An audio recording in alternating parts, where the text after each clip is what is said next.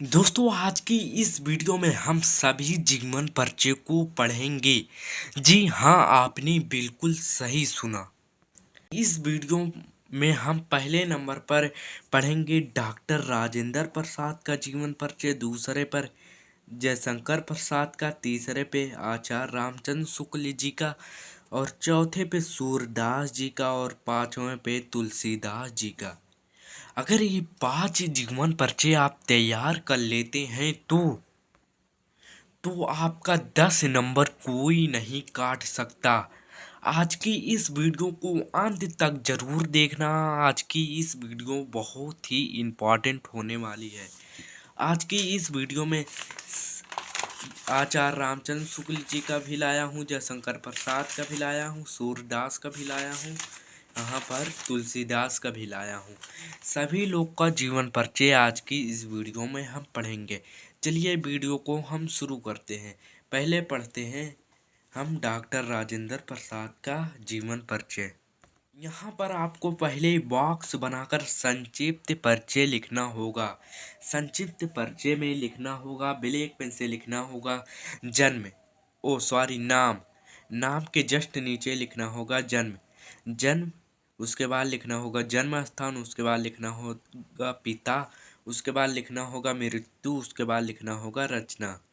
नाम में आपको लिखना होगा जिसका जीवन परिचय आप लिख रहे हैं उसी का आपको यहाँ पर नाम लिखना होगा। नाम में डॉक्टर राजेंद्र प्रसाद का हम लिख रहे हैं तो डॉक्टर राजेंद्र प्रसाद। इनका जन्म 1884 ईस्वी, ध्यान से सुनिएगा दोस्तों, इनका जन्म जो हुआ था 1884 ईस्वी में हुआ था। जन्म जन्म स्थान जीरा देई। पिता का नाम महादेव सहाय था और इनकी मृत्यु जो हुई थी 1963 ईस्वी। रचना में आपको लिख देना है भारतीय शिक्षा। उसके बाद यहाँ से असली कथा शुरू होती है। जीवन परिचय आपको इसके से हेडिंग डालने के बाद लिखना होगा डॉक्टर राजेंद्र प्रसाद का जन्म 1884 ईस्वी में बिहार राज्य के छपरा जिला के जीरादेई नामक ग्राम में हुआ था। इनके पिता का नाम महादेव सहाय था। इनका परिवार गांव के संपन्न और प्रतिष्ठित कृषक परिवार में से था। ये अत्यंत माध्यवी छात्र थे। यानी माध्यवी मतलब होता है ये अत्यंत पढ़ने में तेज थे। इन्होंने कोलकाता विश्वविद्यालय से एमए और कानून की डिग्री एलएलबी की परीक्षा उत्तीर्ण की और ये परीक्षा में सदैव प्रथम आते थे। दोस्तों ये परीक्षा में सदैव प्रथम आते थे। भारत सरकार ने इनकी महानताओं के सम्मान स्वरूप देश की सर्वोच्च उपाधि भारत रत्न से 1962 ईस्वी में इनको अलंकृत किया। 1962 ईस्वी में भारत रत्न इनको अलंकृत किया गया। अतः इनकी मृत्यु सन 1963 ईस्वी में हो जाती है। इनकी मृत्यु कब होती है? सन 1963 ईस्वी में। अब हम देख लेते हैं रचना। यहाँ पर लिखना होगा ब्लैक स्केच से रचना में लिखना होगा मेरी आत्मकथा बापू जी के कदमों में। दो रचना हुई, उसके बाद 3 रचना आपको लिख देना है। तीसरे लिखना है मेरी यूरोप यात्रा। अब दोस्तों हम आचार्य रामचंद्र शुक्ल जी का देखते हैं।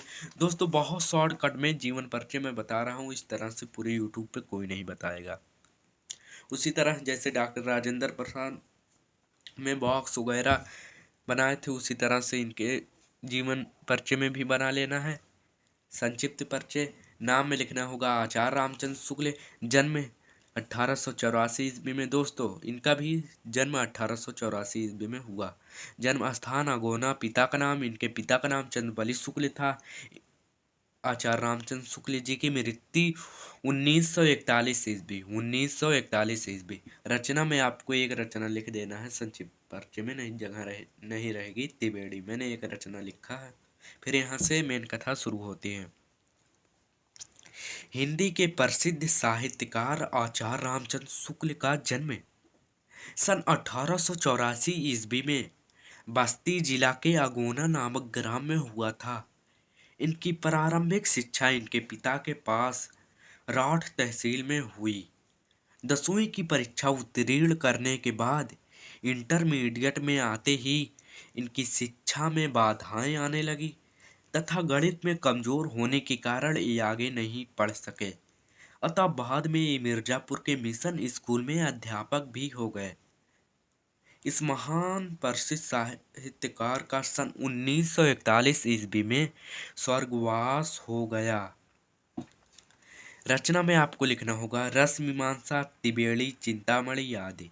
रस मीमांसा त्रिवेणी चिंतामणि इत्यादि। अब देख लेते हैं दोस्तों जयशंकर प्रसाद का। ये सभी जीवन परिचय बहुत ही बोर्ड एग्जाम की दृष्टि से इम्पोर्टेंट है। अब देख लेते हैं जयशंकर प्रसाद का जीवन परिचय। जयशंकर प्रसाद आपको यहाँ पर लिखना होगा, संक्षिप्त परिचय वैसे ही लिखना होगा।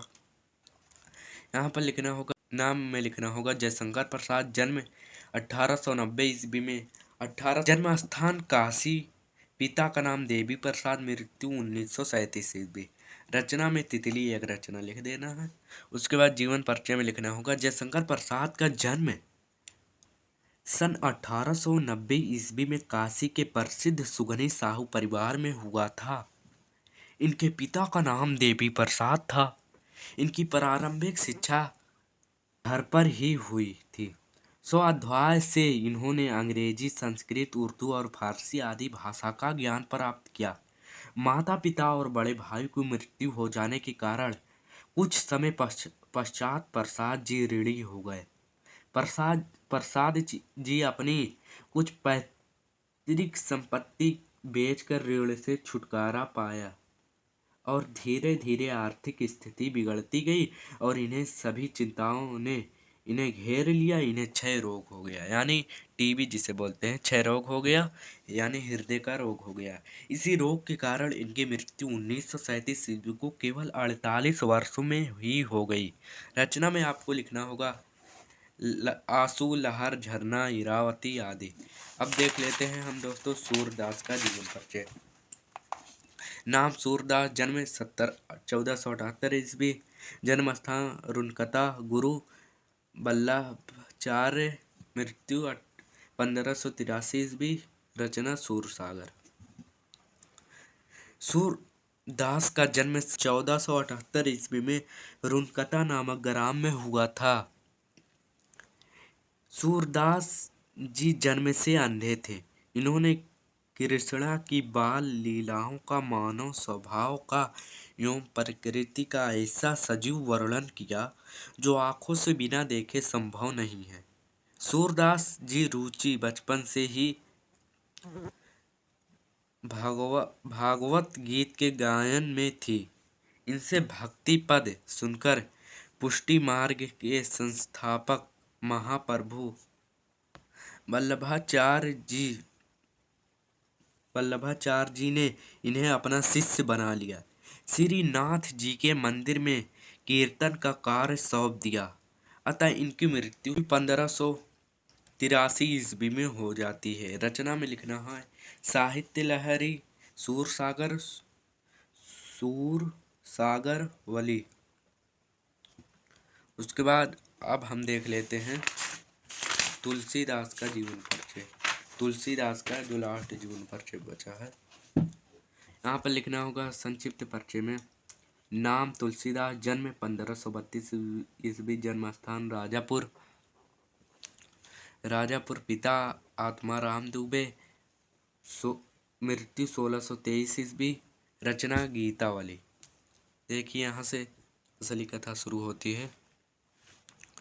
गोस्वामी तुलसीदास का जन्म 1532 ईस्वी को बाधा जिले के राजापुर नामक ग्राम में हुआ था।